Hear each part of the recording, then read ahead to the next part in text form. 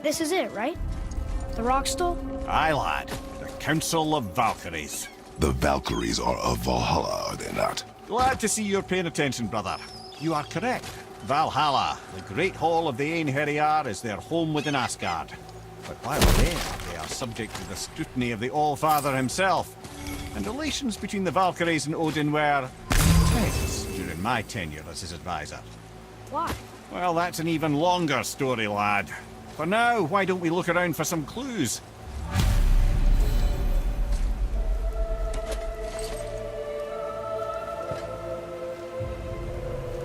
Whoa, you're back. Mimir, who is she? Gunnar, Mistress of War. After any conflict, big or small, she would be first on the scene, sussing out the worthy spirits for a free trip to Valhalla. A gruesome task, but she took great pride in it. Any conflict. Impossible. It's true. She had help from her sisters, of course, but Gunnar was always first to arrive.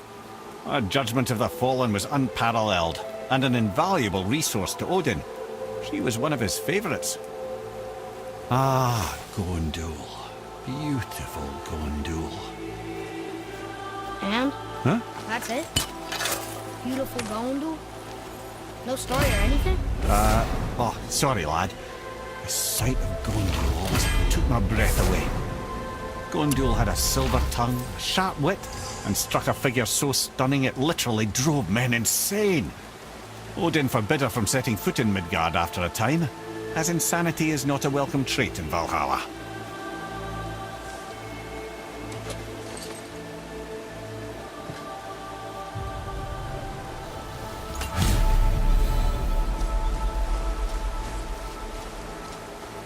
This is none other than Geirdrithul, the Master of Arms in Valhalla, responsible for arming and training Odin's Einherjar.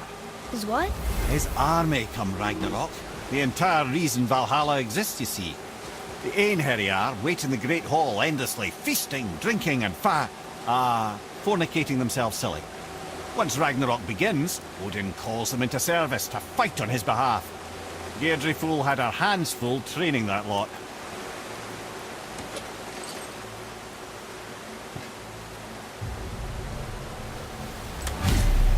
This, my friends, is Kara. Now, Valkyries are volatile by nature, but Kara, the lass is wild storm personified. A wild storm. Aye, calm and collected. Then the air would shift and the fury of her storm would unleash. It was beautiful in a way, assuming you could find proper shelter. Her tears would cleanse the blood-soaked battlefields.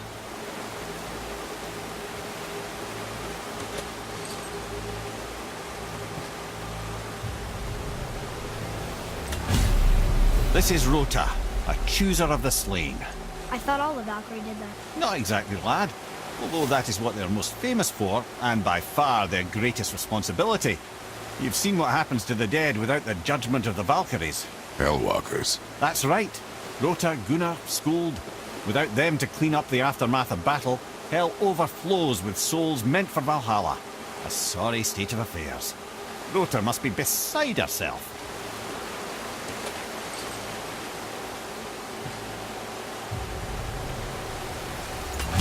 Ah, here we have Air, the healer. A Valkyrie healer? Strange. Air was strange, as a matter of fact. Very quiet, very calm. Where her sisters were violent rapids, Air was a gentle stream. She healed the wounds of both mortals and gods, and even a certain all-knowing sage who once drank too much and fell off a mountain. Not my proudest moment.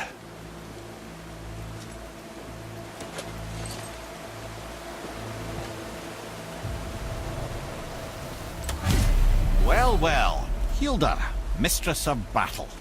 She and Odin got on quite well, actually. Her and the other Valkyries, not so much.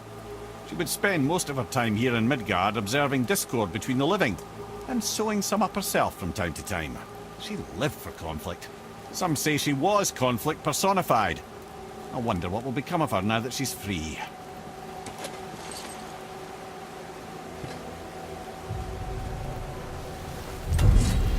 Olrun, once the daughter of a powerful chieftain.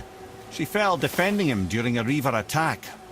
Olrun was escorted to Valhalla, where she chose to devote her afterlife to the pursuit of knowledge above all else. Quite unusual behaviour amongst the constant drinking and feasting of her fellow Valhallian denizens. How'd she end up a Valkyrie? Odin. He saw a kindred spirit in Olrun's single-minded pursuit of knowledge. He appointed her as the Valkyrie's resident historian.